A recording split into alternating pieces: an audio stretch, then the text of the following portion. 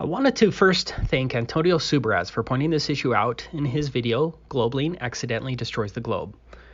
For this video, I wanted to quickly cover the Knickebein transmitters and how these transmitters prove the globe model faults. You'll remember in my recent video on the ionosphere hoax that naysayers told Guglielmo Marconi that he could not transmit radio waves across the Atlantic Ocean due to the curvature of the Earth. In fact, if the globe model was correct, these naysayers were mathematically right, as Guglielmo's antenna should have been approximately 527 miles below the horizon at that distance. However, Marconi proved them wrong. Like Marconi, we run into a similar issue with respect to the World War II German Knickebein transmitters. I'll be referring to this Wikipedia article.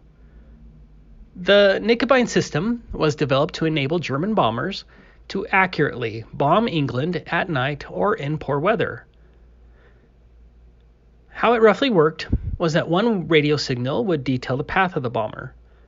The second radio signal from a different location would then tell the bomber when it was over its target. The beam from a single transmitter would guide the bombers towards the target, but could not tell them when they were over it. To add this ranging feature, a second transmitter, similar to the first, was set up so its beam crossed the guidance beam at the point where the bombs should be dropped. The aerials could be rotated to make the beams from the two transmitters cross over the target. The bombers would fly into the beam of one and ride this beam until they started hearing the tones from the other on a second receiver. When the steady on-course sound was heard from the second beam, they dropped their bombs. The Knickebein system was brilliant.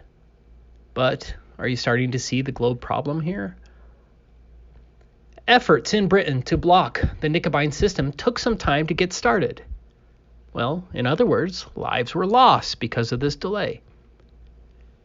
British intelligence at the Air Ministry, led by R.V. Jones, became aware of the system when the Royal Aircraft Establishment analyzed a downed German bomber's Lorentz system and observed it was far more sensitive than required for a mere landing aid.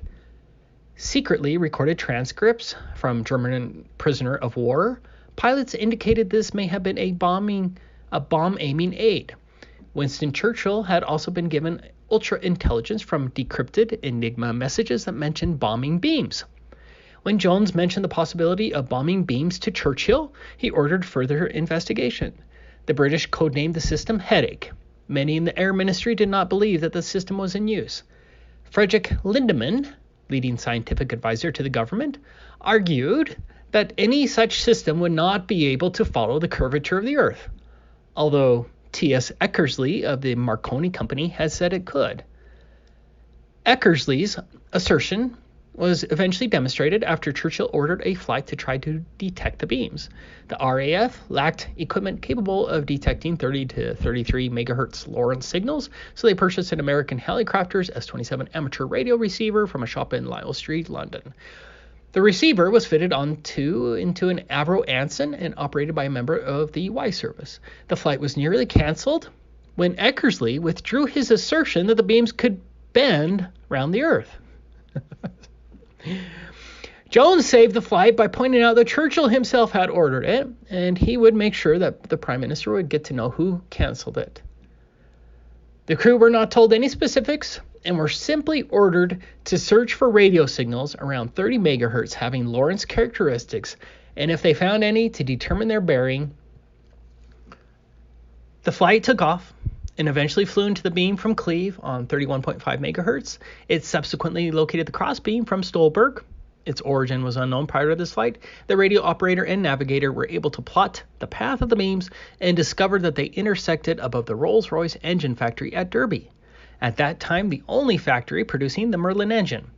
It was subsequently realized that the argument over whether the beams would bend around the Earth was entirely academic, as the transmitters were more or less in line of sight to high-altitude bombers. Let me point that out again.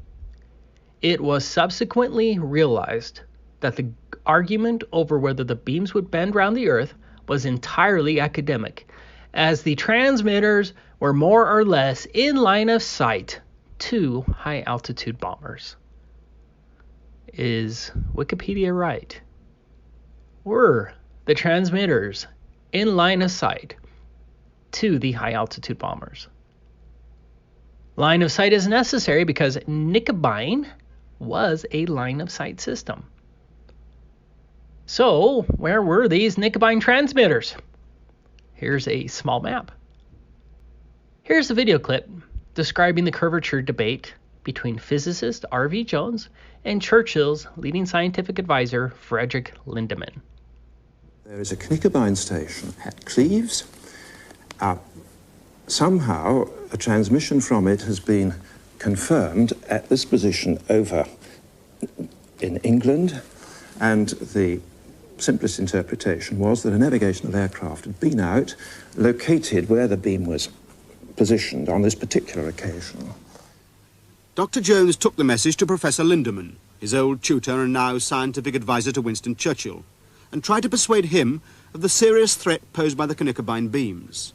But Lindemann was not convinced, pointing out that at the high frequencies necessary for an accurate beam, the curvature of the Earth would prevent its being directed against targets in Britain. Nevertheless, Dr. Jones was convinced that his theory was correct, that the German bombers were using their Lorenz blind landing sets to fly the long-range beams. And if this was so, then the threat was very grave indeed, because all German bombers carried this equipment as standard. Therefore, all of them were potential beam flyers. But Lindemann was not convinced, pointing out that at the high frequencies necessary for an accurate beam, the curvature of the Earth would prevent its being directed against targets in Britain. Was Lindemann right about the globe math? Lindemann was absolutely right about the globe math.